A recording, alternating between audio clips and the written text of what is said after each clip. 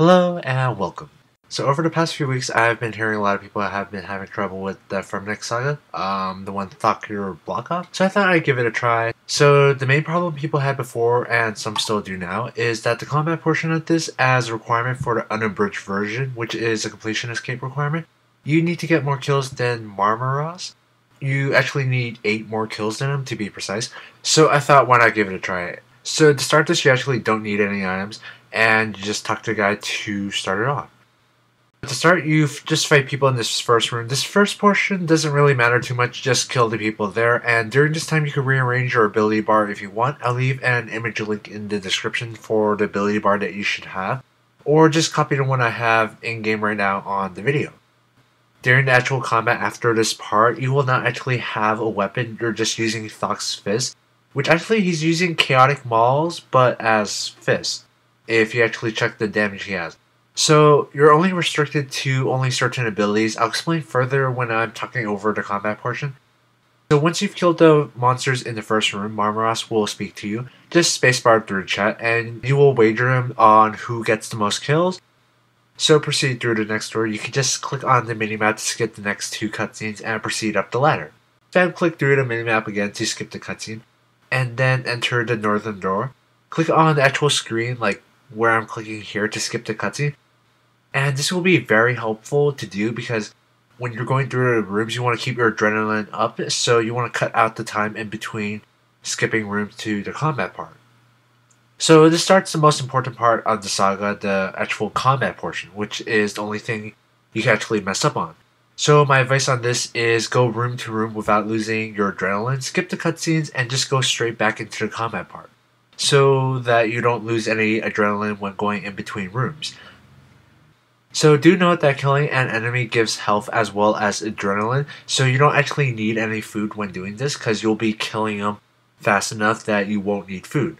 And if you do need food, you're probably gonna not be able to finish the 100% for the unabridged version. So you can see that I'm actually gonna leave items on the floor. I will come back for them later. They'll stay on the floor, they won't disappear. Like, I'll come back for them because there are other requirements I need to do, so don't worry about that just yet. Just focus on completing the combat portion first. I'll also be skipping the fishing spots because if you wait till later to fish them, you'll actually get more fish for the boss fight, which actually isn't too hard, but if you're worried about the boss fight, you could just save it for later. So as Thok, you only have melee, so rangers are the easiest to kill. Melees, they're okay, and mages can actually be difficult because melee isn't supposed to work good against mages, so mages have high defense. So they'll take a while to kill. Here is where I actually explain the abilities on why this and why that. So I include the reasons for each ability in the description. If you just want to read that part, just look down there. First ability is one that I actually don't use because it actually does no damage. It only stuns the target, which does no damage, so it's useless. So don't actually use this ability anytime during the saga. It's only good against monsters that are immune to stun, but since there are no monsters that are immune to stun, it's just useless here. The second ability is Sever. This is your strongest basic attack, so when fighting mages, always open up with an auto attack and then use the ability Sever. You want to save your really strong abilities for the hard monsters. So save Sever for killing the mages. The third ability is Slice. This will be your most used ability. Always use this ability every second ability. So for example, you use Sever to slice, Dismember, then back to slice, Punish, then back to slice again.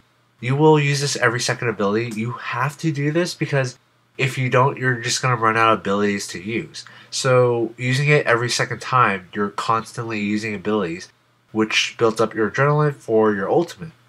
The fourth ability is Dismember. It's a weak basic bleed effect, but the damage does add up, so try to use this on a monster with high HP.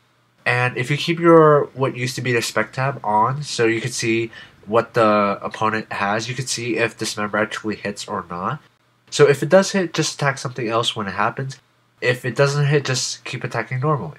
Try to use this on a monster with high HP since most monsters have fairly low HP here. It'll deal close to pretty much 100% of their health. The fifth ability is Punish. This is just a filler ability. It does not do much damage, but it does get your adrenaline up, which is used to get to your ultimate ability Berserk, so Yeah, it's just a filler ability. Same goes with Punish, that's right after it. It's just a filler ability. The ability itself, it does decent damage, but the fact that it's a channeled ability, which means it does damage over like 6 seconds, means it's not that good. But it does get you adrenaline, so that's the upside to it. After that is Assault. It's a really good ability. You want to save this for only using it on monsters that are really hard to kill, such as mages. You don't want to use this on rangers because they're easy to kill enough with basic abilities. So you want to use this on mages whenever possible. But your main goal during the saga is use Berserk, the ultimate ability, as often as possible. But when Berserk is on cooldown, you want to use your thresholds as often as possible. Your other threshold ability is Slaughter. It's a great ability if it hits, but sometimes it does, sometimes it doesn't.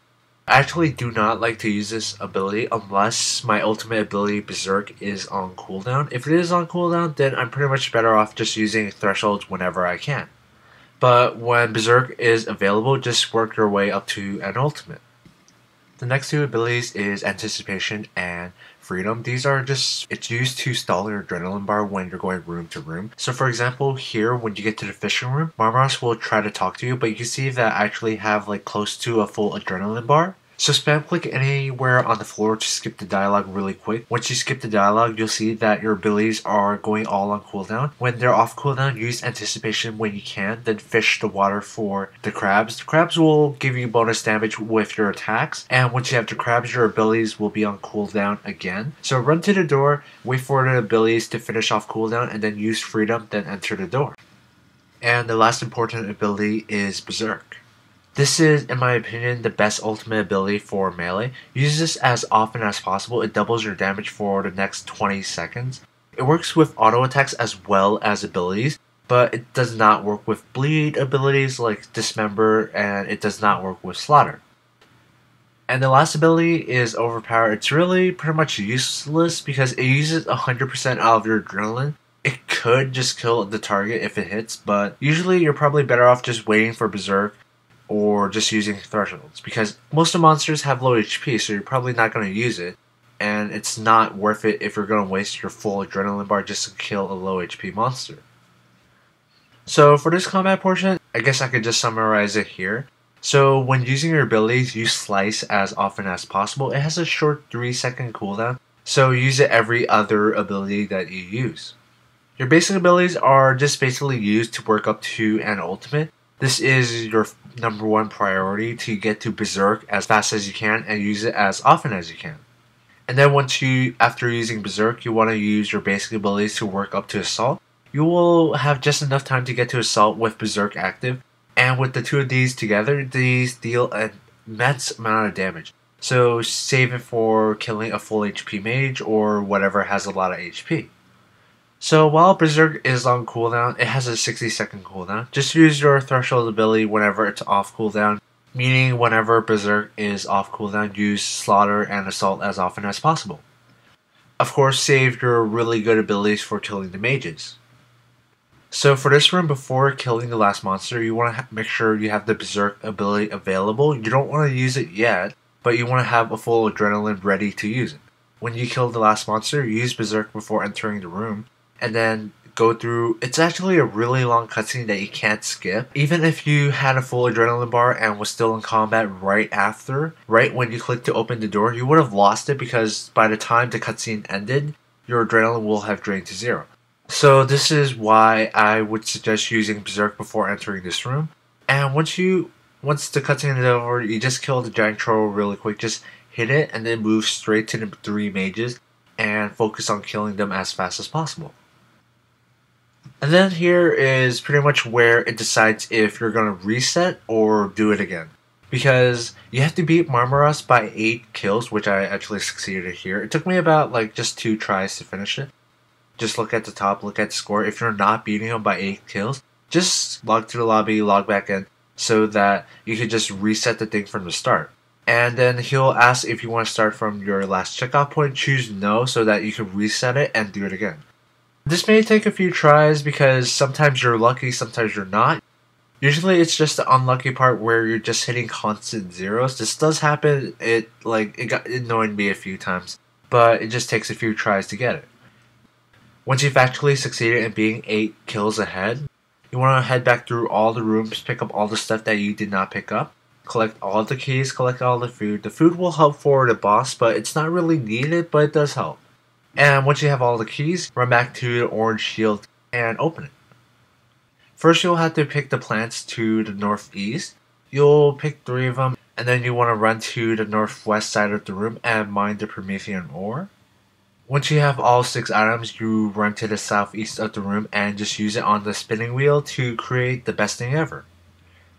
Once you have the best thing ever, run to the northeast and use your blue rec key to open the blue rectangle door. You'll enter a cutscene that has quite a long dialogue.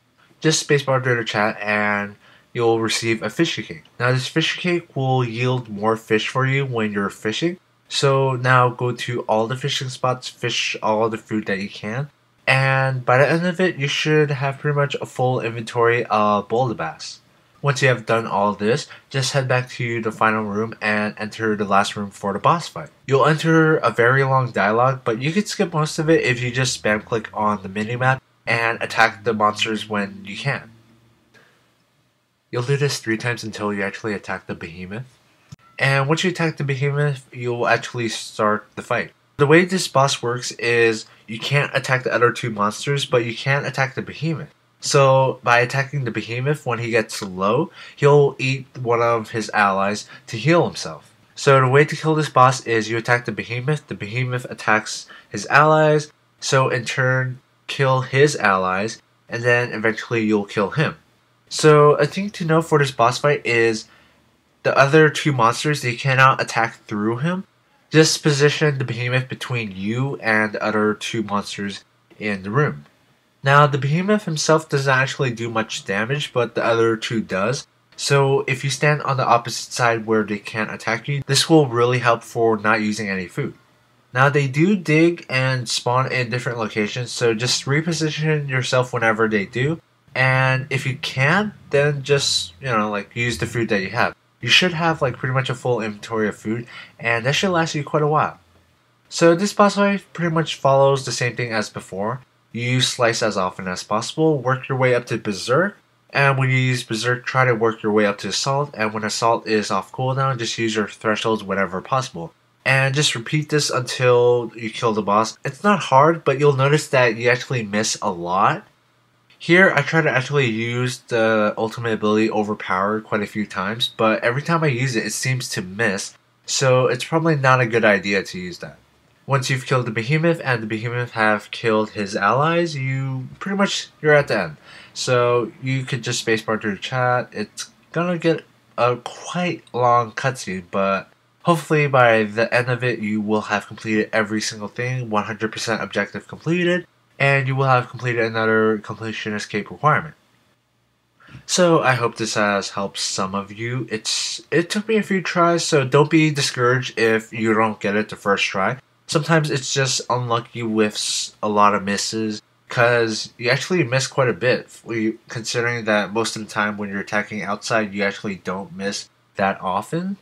So I hope this has helped. It did take me a couple times to actually get it myself, so don't be discouraged if you don't get it by the first try. As always, thank you very much for watching, and have a nice day.